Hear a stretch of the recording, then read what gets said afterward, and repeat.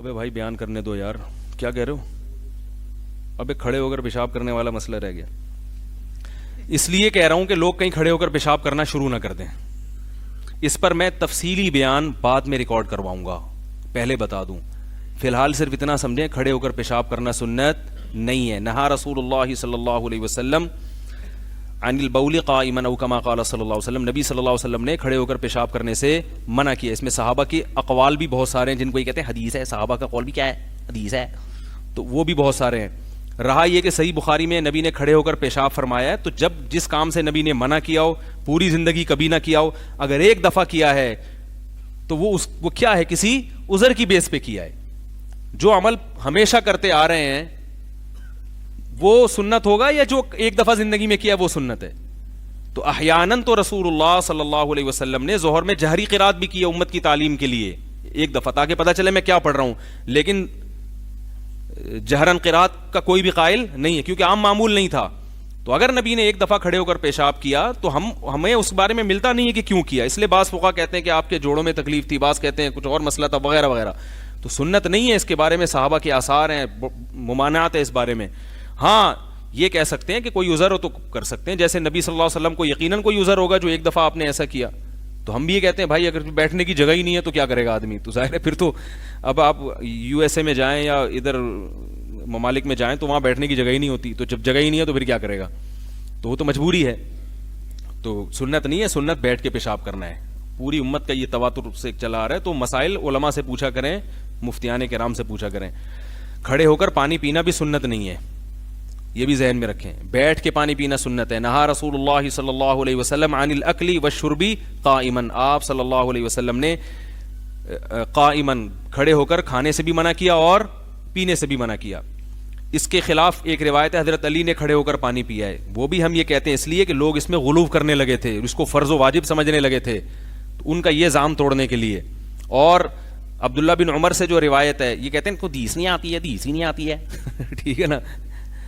تو وہ سارے ان کو آتی ہی نہیں بزرگوں کو حدیثیں. وہ جو مرد اور عورت کی نماز میں فرق ہے نا, اس میں جو میں نے کہا حدیث, تو وہ عبداللہ بن عمر کا قول مجھے معلوم تھا, اور پچھلے بیان میں وہ اس کا حوالہ بھی دے چکا تھا.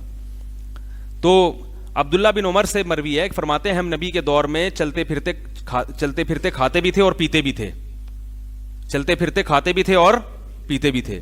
تو یہ دونوں حدیثوں میں ٹکراؤ ہو رہا ہے. تو ہم یہ کہتے ہیں ایک طرف نبی کے قول ہے کہ نہیں ہے, ممانعت ہے, دوسری طرف یہ کہہ رہے ہیں یہ کرتے تھے. تو دونوں میں تطبیق کیسے ہوگی کہ نبی کا قول بھی اپنے حال پہ برقرار رہے اور عبداللہ بن عمر کے قول کی بھی تعویل. تو کچھ چیزیں ایسی ہوتی ہیں جو انسان چلتے پھرتے کھا سکتا ہے, جیسے آپ نے جیب میں کھجوریں ڈال دی, اب آپ چلتے ہوئے جا رہے ہو تو وہ کھا سکتے ہو آپ. باقاعدہ جو پراپر کھانا جسے کہتے ہیں وہ کھڑے ہو کر کھانا خلاف, بولو نا یار, سنت ہے. جو باقاعدہ پراپر انسان کھاتا ہے, بریانی کھا رہا ہے, کھانا کھا رہا ہے جو تمیز سے, وہ بیٹھ کے کھاؤ, انسانوں کی طرح کھاؤ. اور ایک چیز ہوتی ہے جیسے چلغوزے ہیں جیب میں, مونگ پھلی ہے جیب میں, سفر میں آدمی جا رہا ہے, تو اب وہ بیٹھے گا تو سفر کیسے کرے گا, یا وہ تو رک جائے گا. تو عبداللہ بن عمر کا قول اس قسم کی چیزوں کے بارے میں ہے کہ ایسی چیزیں, یعنی اس قسم کی, تاکہ اس سے دونوں قسم کے قول کی کیا ہو جاتی ہے تطبیق. ورنہ نبی کا یہ قول کہ نبی نے منع کیا, اس کا پھر کوئی مطلب بنتا ہی نہیں ہے, کیونکہ اس میں تو تعویل ہو نہیں سکتی نا.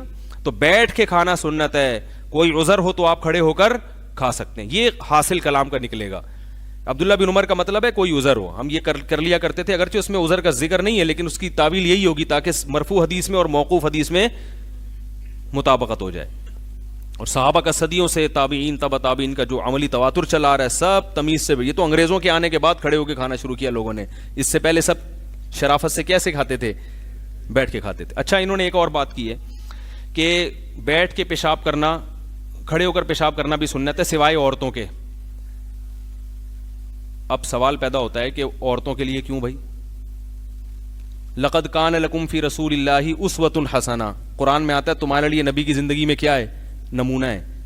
تو ہر چیز میں ہے نا, تو پھر خواتین کو آپ نے مستثنا کیوں کر دیا؟ اگر آپ اس پہ کوئی عقلی دلیل دیتے ہیں, عقلی دلیل, تو ایک طرف آپ کہتے ہیں دلیل صرف قرآن و حدیث ہے, دلیل صرف کیا ہے, قرآن و حدیث ہے. دوسری طرف آپ اپنی عقلی, ممکن ہے کوئی کہ اس سے عورتیں اگر کھڑے ہو کر پیشاب کریں گی تو چھینٹوں سے نہیں بچ سکتی ہے بھائی, چھینٹوں سے نہیں بچ سکتی. تو ایسے طریقے بہت سارے ہیں اس زمانے میں کہ وہ کھڑے ہو کر پیشاب کریں. وہ تو مرد بھی اگر چھینٹوں سے نہ بچ سکے تو اس کو تو آپ ناجائز کہتے ہو. تو اس میں تو پھر یہ آپ کو قید لگانی پڑے گی, اگر چھینٹوں سے نہیں بچ سکتی تو ناجائز ہے, چھینٹوں سے بچ سکتی ہے تو کیا ہے, جائز ہے. اور اگر آپ کو اس کی حیا کے خلاف ہے تو ہم بھی کہتے ہیں عورتوں کا سرین اوپر کر کے سردہ کرنا یہ حیا کے بولو بھائی خلاف. ایک آخری بات کر کے بس میں بیان ختم کرتا ہوں, یعنی اب اصل موضوع کی طرف آتا ہوں. اصل تمیز سے بیان میں بعد میں کروں گا, یہ تو میں صرف اشارے دے رہا ہوں کہ بغیر مطالعے کے بھی اتنا کہہ سکتے ہیں ہم ان کے سامنے, ان کو جواب دینے کے لیے کوئی اسٹڈی کی ضرورت نہیں ہے.